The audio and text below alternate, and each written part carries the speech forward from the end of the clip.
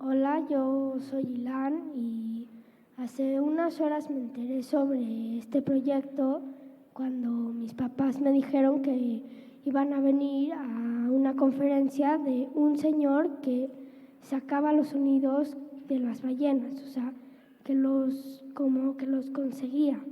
Y pues a mí me pareció muy interesante y pues vine y pues me gustaría saber qué es lo que tú sientes cuando escuchas el sonido de las ballenas.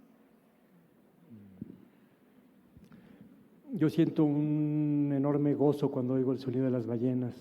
Me parece que son para mí la máxima expresión de lo misterioso, la máxima expresión de lo que tiene una fuerza enorme, justamente sin necesidad de ser interpretado, sino más bien sentido con el corazón. Eso es para mí lo que significa, es una gran emoción. Bueno, a mí se me ocurría comentar la sensación que me genera todo esto. No sé si estoy equivocada, pero me parecería que estamos hablando del centro de la comunicación, por ejemplo, como se daría a lo mejor en un recién nacido o en alguien que no ha nacido, que todavía no tiene palabras, que todavía no tiene conceptos, que no está imbuido de una serie de realidades que le están condicionando lo que ve, cuando no hay nadie todavía que le dice qué tiene que entender y qué tiene que no entender de lo que está sucediendo. Yo le llamaría el centro y la creatividad. Esa creatividad cuando todavía es pura y todavía no está tocada, no está trastocada, no está llena de intenciones, no hay intenciones de otros, de que tú hagas con tu creatividad ciertas cosas que complacen o que otros necesitan ver en ti para no sé qué cosas. Y en ese sentido me parece hermoso, me parece como el centro de la vida comunicacional, ¿no? Te felicito y te quiero muchísimo. Gracias, hermanita. Mi nombre es Nicolás. Bueno, primero hacer un comentario a manera de felicitación. Su proyecto es un proyecto muy grande y me parece importante. No es fácil en estas épocas llevar a cabo un proyecto de estas magnitudes, por lo mismo que les comentaban acerca de los patrocinios que se necesitan, porque todo tiene que tener un porqué y un objetivo en esta época. Y pues felicidades por eso, porque han sabido de una manera muy inteligente llevar a cabo, conjuntar arte, ciencia y de alguna manera cosas que hasta parecen, no sé, esotéricas. Es muy inteligente de su parte. Ahora, también es importante, bueno, para mí resaltar que si bien no lo toman como manera de investigación formal, yo creo que es un proyecto que puede darnos pie a una parte que es una retribución de lo que la ciencia puede dar a la existencia de nosotros como especie, que es que podamos saber cómo la energía fluye en todas las especies que hay en este planeta. ¿Cómo es eso? Pues en lo que buscan, la comunicación de una planta, por ejemplo, con ballenas, seres que ni siquiera están dentro del mismo reino, pues es maravilloso, es muy grande que se pueda dar. También es para mí de resaltar que pues este trabajo no, bueno, si bien ya lo dijeron y lo comentan, no es ciencia formal, pues sí tiene que haber un cómo, ¿no? Porque de alguna manera están haciendo una búsqueda de cómo es que las ballenas se comunican con nosotros, por lo que entendí. Y son dos preguntas las que siguen. Una, la parte cuando metieron el primer aparato en Costa Rica, ¿qué les llevó a llegar a la conclusión de que los animales estaban teniendo un diálogo con ustedes? o bueno, con el aparato, con los sonidos que tenían ahí. ¿Qué de lo que tuvieron la oportunidad de grabar les llevó a dar la conclusión de que hubo un diálogo real? Y la segunda, mencionaban que iban a meter una planta con un instrumento, el cual iba a estar conectado a ciertos impulsos, a señales vitales del organismo vivo. ¿Cómo es que van a conectar o de qué manera la planta va a estar interaccionando con ese instrumento? Pues la primera pregunta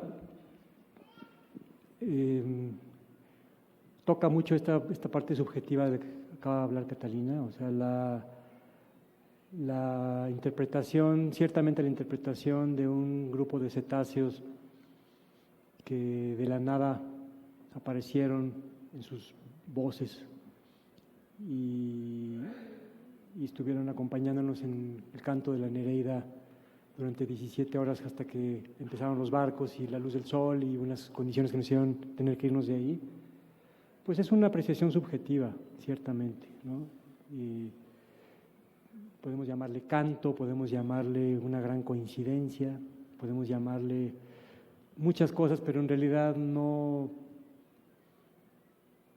es esencial para nosotros ponerle un nombre. La verdad que yo lo describo, pues es una manera quizá idealizada o quizá coloquial de decirlo, ¿no? O sea, hubo un canto de un instrumento dedicado a ellas y hubo un canto de una serie de cetáceos inéditamente de diferentes especies cantando juntos en ese espacio que se dio en el tiempo, ¿no? Respecto a lo otro, pues las señales vitales de la planta tienen que ver con una experiencia que se relaciona con otro proyecto, porque los proyectos son en realidad una concatenación de investigaciones. Cada proyecto es un eslabón es concatenado a otro, que forma parte de una investigación, y las plantas han sido sujetos de investigación para mí durante muchísimos años y para el equipo de colaboradores. El laúd que se ve en esta imagen es un antecedente parcial de este proyecto en una experiencia que le llamamos concierto para plantas, que son las señales biológicas caóticas de una planta a través de una lectura que no puedo detallar en esta ocasión, es complejo, pues habría que platicarlo con mucha calma, que se llama, digamos, el hallazgo del campo armónico, pero bueno, tiene que ver con una interpretación de las señales caóticas de la planta a través de un ordenamiento armónico, y que en este caso del laúd, pues es un instrumento, es una experiencia creada para poder sacar del plano directo a la gente y poder poner a las plantas como sujeto, como protagonistas y como espectadoras de ese acontecer, ¿no? Buenas noches, mi nombre es Jonathan Gad. Gracias por la exposición y por el diálogo. Yo quisiera saberme de mucha curiosidad cómo tomas tu agua, con qué la tomas y cómo es tu dieta y cómo es tu ascesis y tu ejercicio físico, porque me imagino que te preparas también para esta exploración. ¿Qué me meto? En pocas palabras me estás preguntando. No, bueno.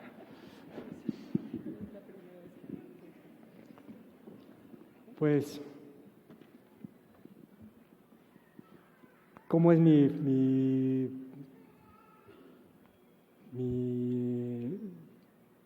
dieta, mi hidratación, mi ejercicio? Pues no te podría decir nada especial, ¿no?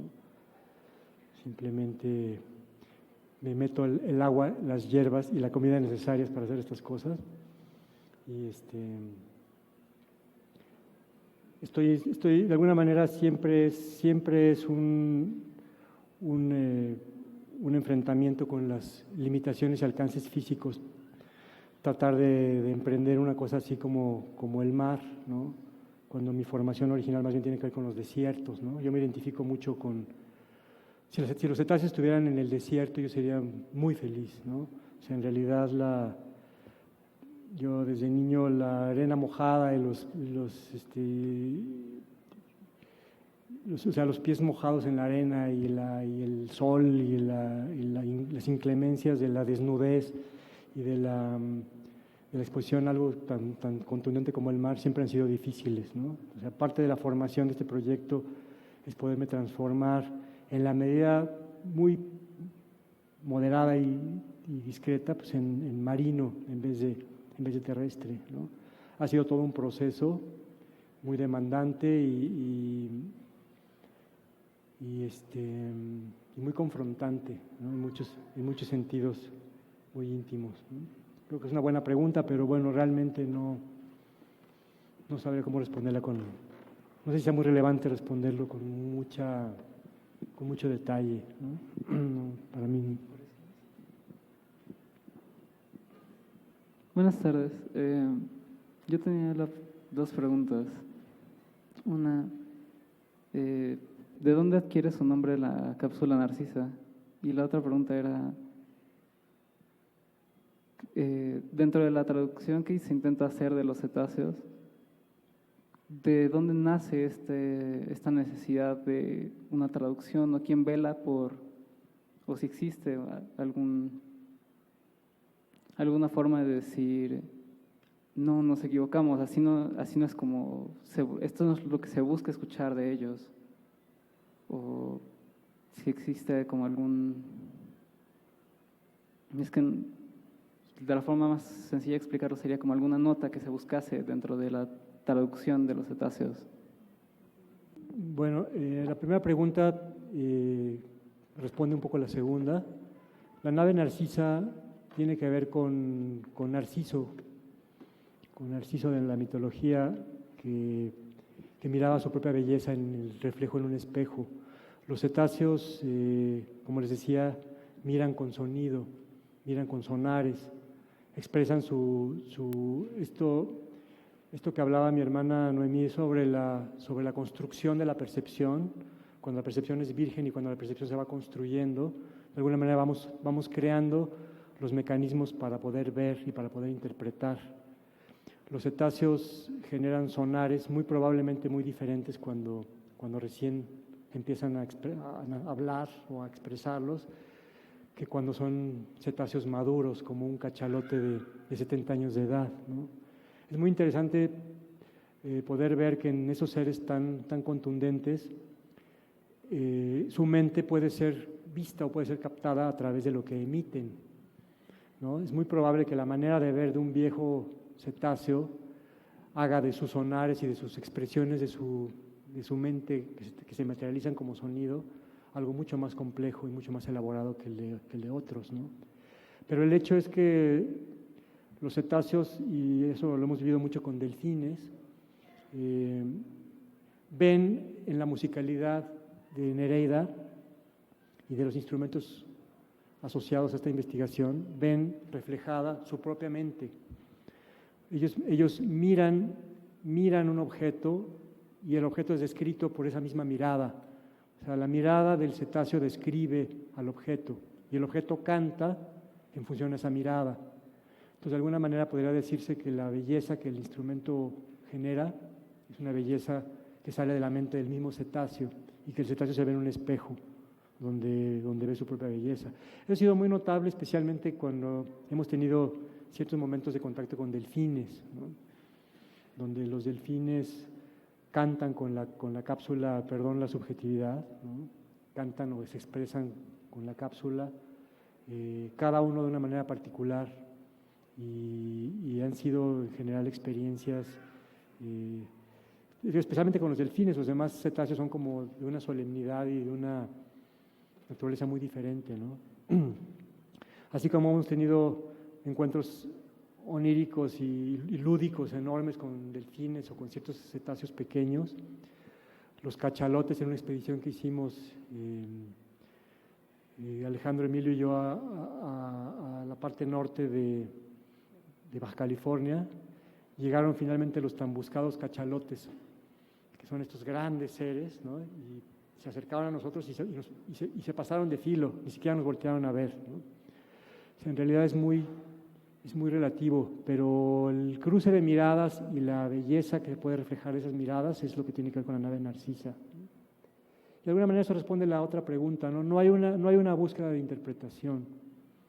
No es un proyecto de interpretación del lenguaje de los cetáceos.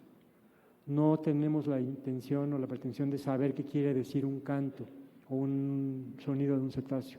Es un proyecto que intenta más bien una comunicación que se basa en esta mirada narcisa o en este reflejo, ¿no? El brillo de las cuerdas es un mensaje, el eco de las cuerdas es otro mensaje, el orden armónico de las cuerdas es otro mensaje. Y son objetos que seguramente son muy contundentes ante la mirada sonar de estos seres que usualmente no ven instrumentos de esta naturaleza dentro del mar, ¿no? Hola, buenas tardes.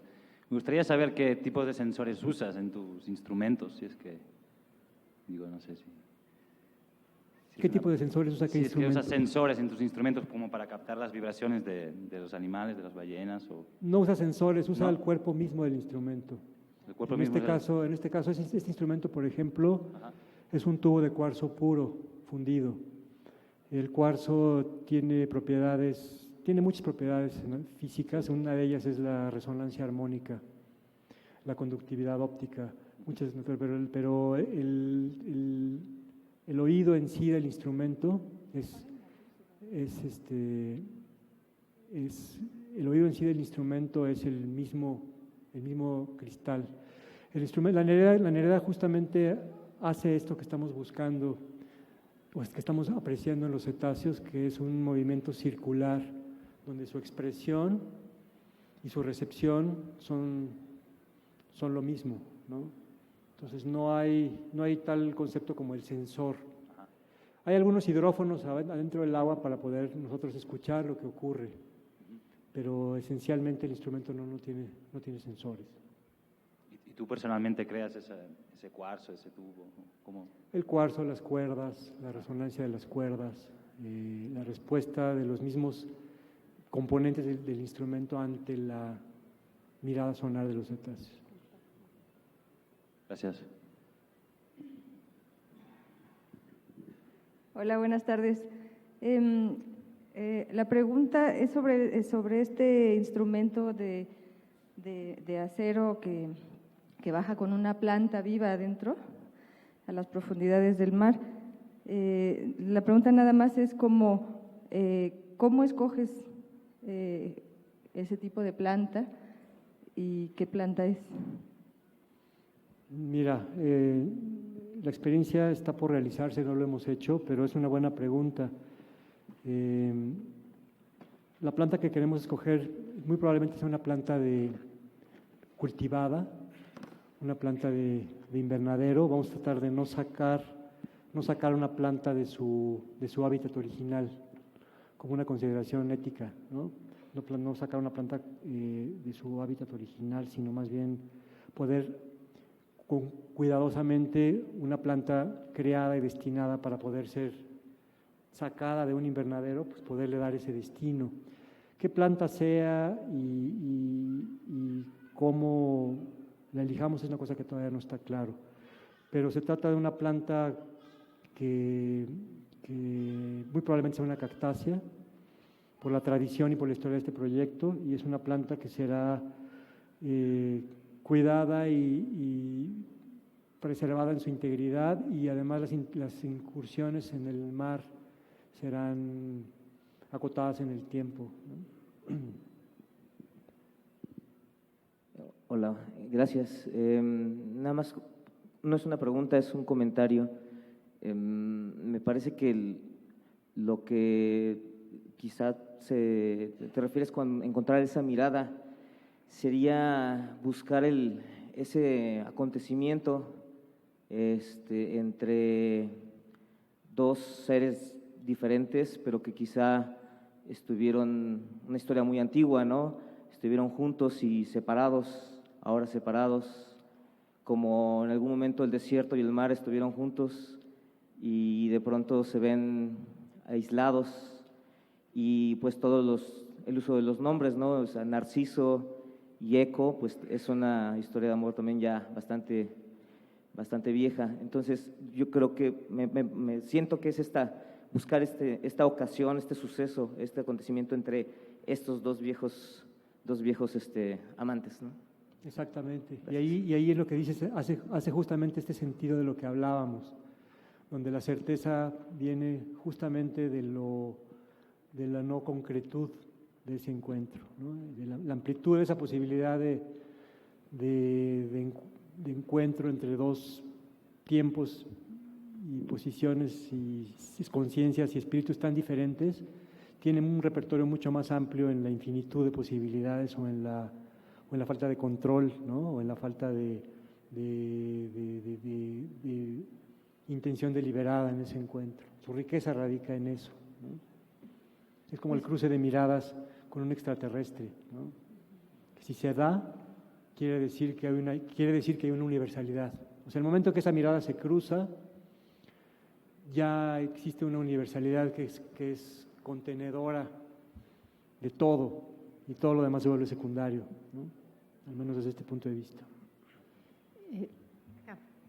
Pues yo ya ni siquiera será ni pregunta ni comentario, sino más bien como felicitación o agradecimiento por compartir el proyecto, porque me parece que de alguna manera cierra un poco, venimos algunos o muchos de aquí de un congreso, de un seminario para hablar de lo que era el management crítico o de cómo volcar, digamos, proyectos profesionales con propósitos que estén un poco como al margen o en la frontera de lo que sería pues el concepto tradicional de empresa o de proyecto que tiene que generar un indicador y un dinero concreto para alguien.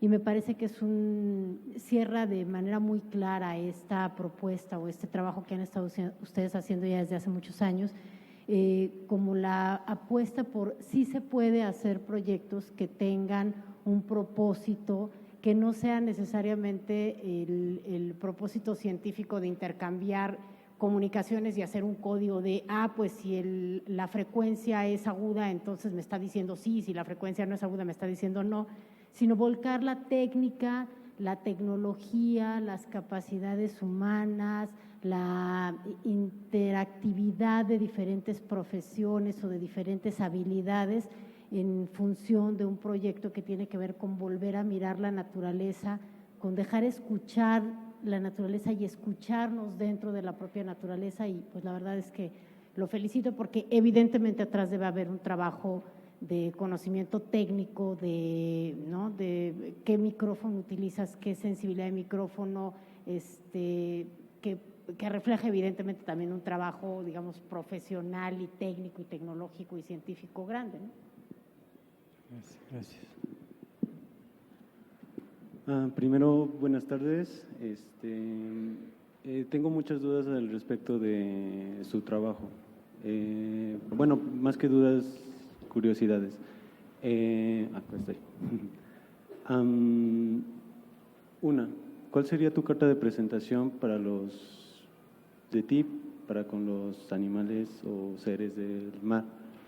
Dos, mencionaste en la plática un lenguaje universal, o al menos eso entendí. Eso me hace pensar, nosotros, al igual que los cetáceos, somos mamíferos.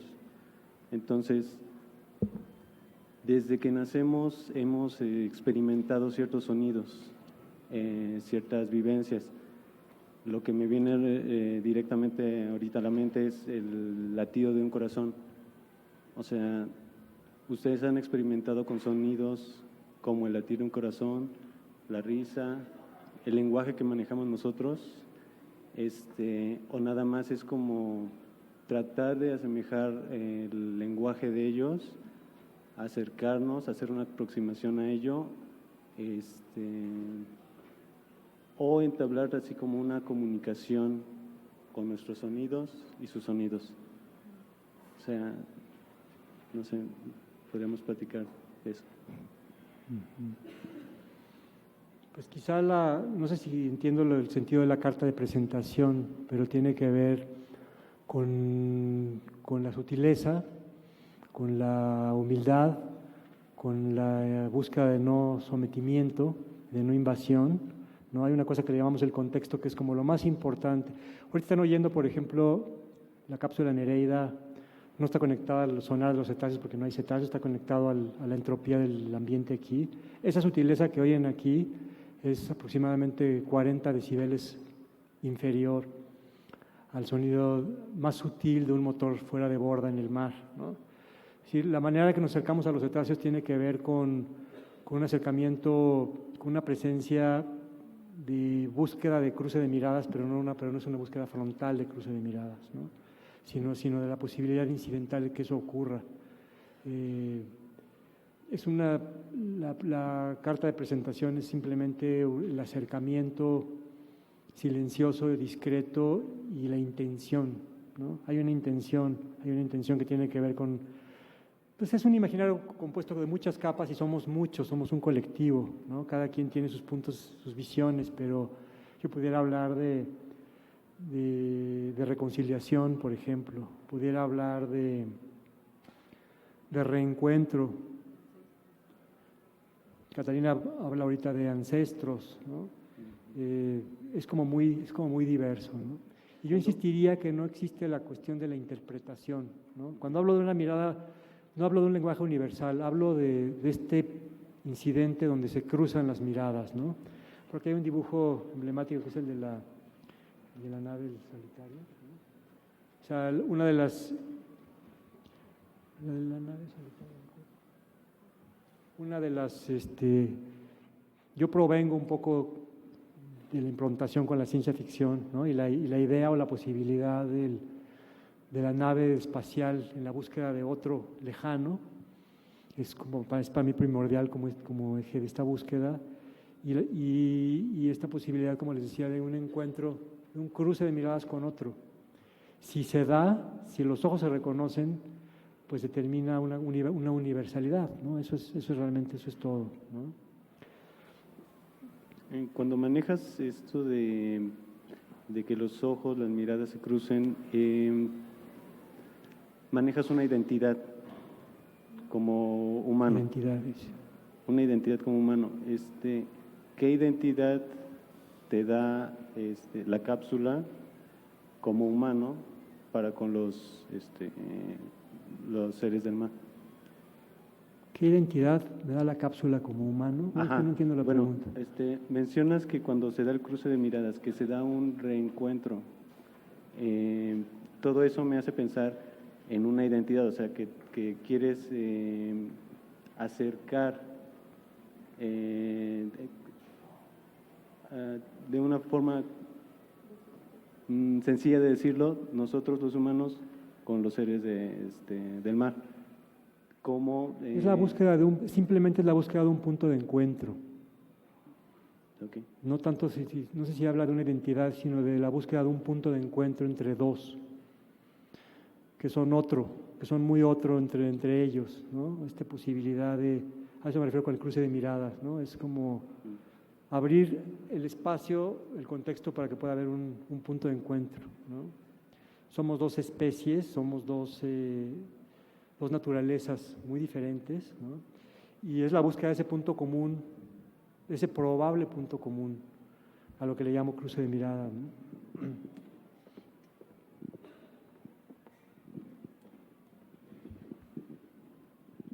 Ariel, no sé si quieras o puedas, pero has dejado resonando varias veces la palabra la búsqueda de la sobrevivencia. Y me gustaría tratar de entender a qué te estás refiriendo con eso. Es una suerte de experiencia, de exploración, de travesía altamente arriesgada también, de ponerse en riesgo. Y quisiera entender qué es esa búsqueda de sobrevivencia. ¿A qué te estás refiriendo? O que digamos, no sé si completamente entender, pero... Sí, es muy amplio, pero mira, tú y yo fuimos, como bien decías, compañeros de la escuela hace medio siglo, ¿no? Y salir de la escuela fue una forma de sobrevivencia para mí. No lo digo como una cosa así como no estoy festinando esa incapacidad o esa imposibilidad de estar ahí.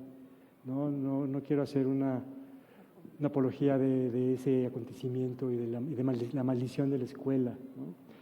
Simplemente, para mí, a mí no me daba ninguna certeza ese camino. A mí las certezas que la vida actual nos ofrece, para mí no son certezas y no puedo decir más, ¿no? Realmente no puedo decir más. Me siento más seguro inventando mi propio lenguaje que tratando de aprender otro, ¿no? Me siento más seguro inventando mis instrumentos que aprendiendo las notas musicales, ¿no?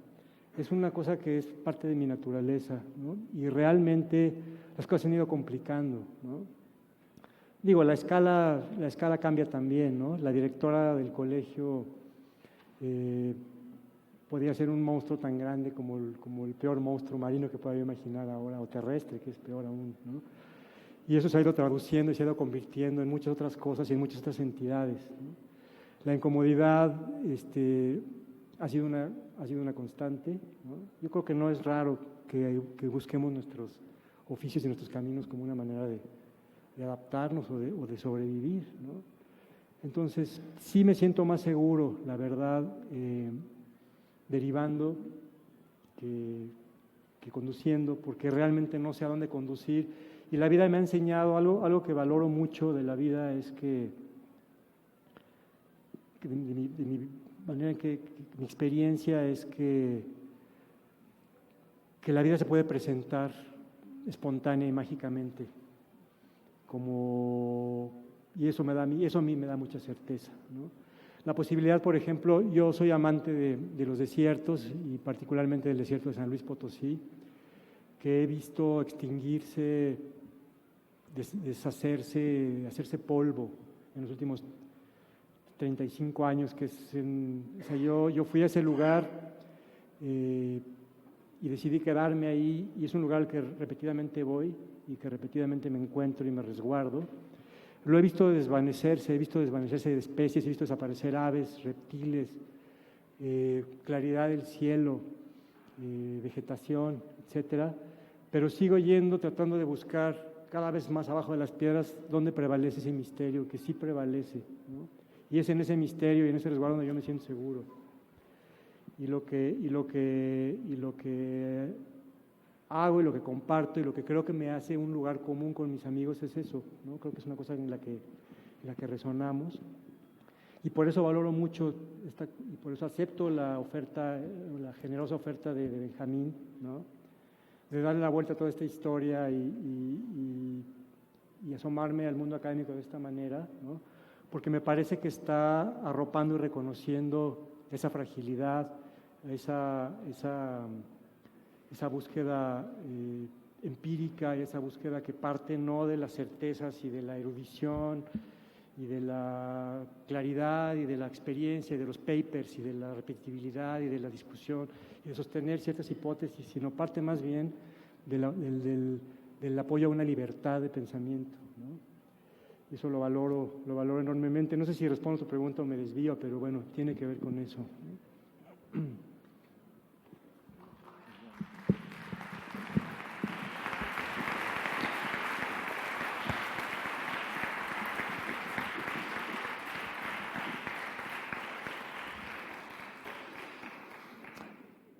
Sí, pues llegamos a un punto en el que creo que redondeamos para continuar en la deriva.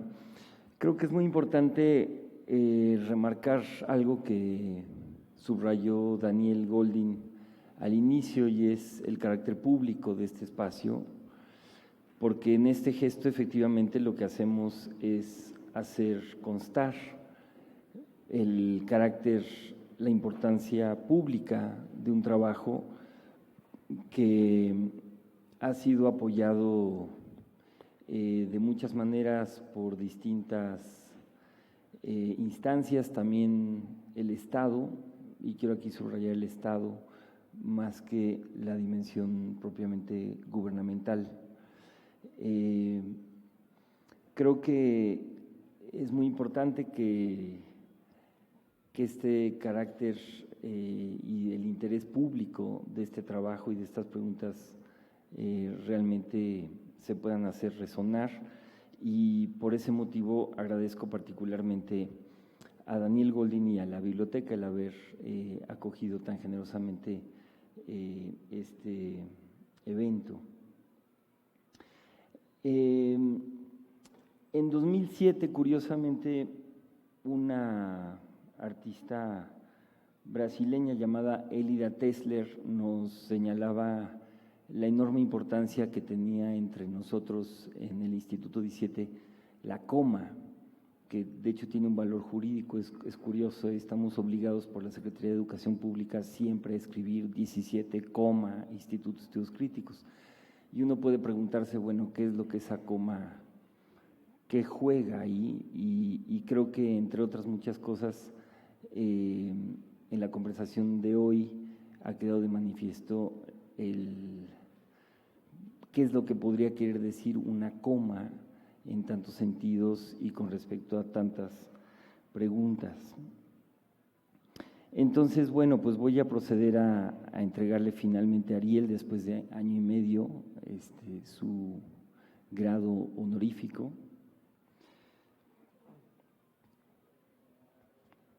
En la parte de atrás hay una coma y después se lee. Signo inquieto, inquietante, remite a una pausa entre signos, suspensión que no es un vaciamiento, umbral entre la marca y su desfallecer, intersticio, fisura, rendija, grieta, falla, ranura, surco, resto, trozo, apertura, fragmento, pedazo, la cesura y su impulso, tajada, partícula, gajo, residuo, triza, rodaja.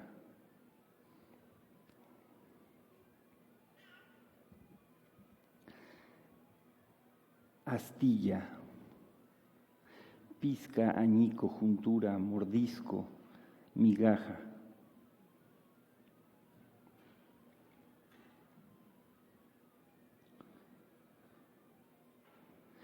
Inscripción singular de la propia borradura, paradoja y pleonasmo. La topología del instituto es la del fotógrafo ciego. Experiencia imposible del fuera de institución.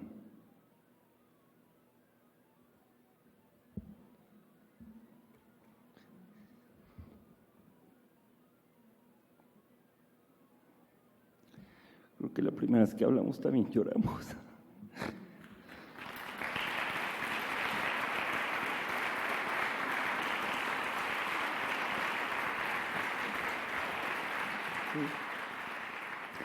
Híjole, la mera verdad es que yo no sé si pueda terminar de leerles esto. Aliento mismo de lo institucional, encumbramiento que es también caída.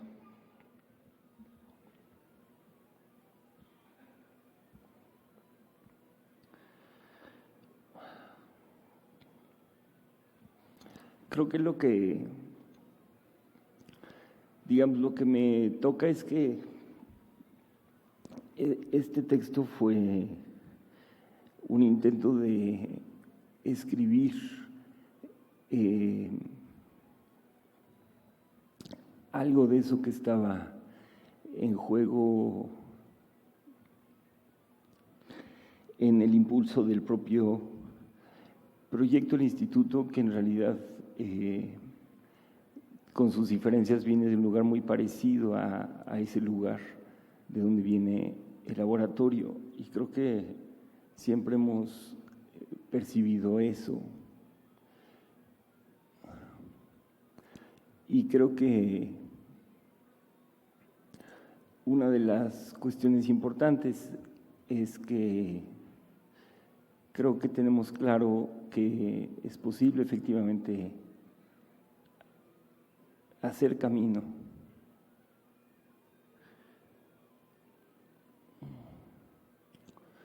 Y que reconocer ese camino andado y posible es importante porque permite que otros también anden los propios. Dicho lo cual, lo entrego.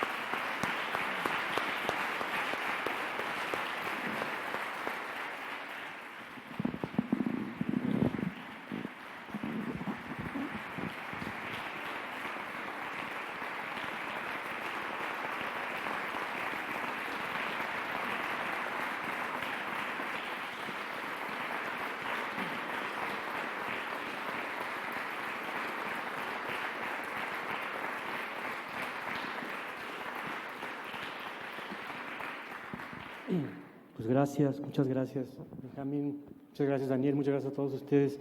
Recibo esto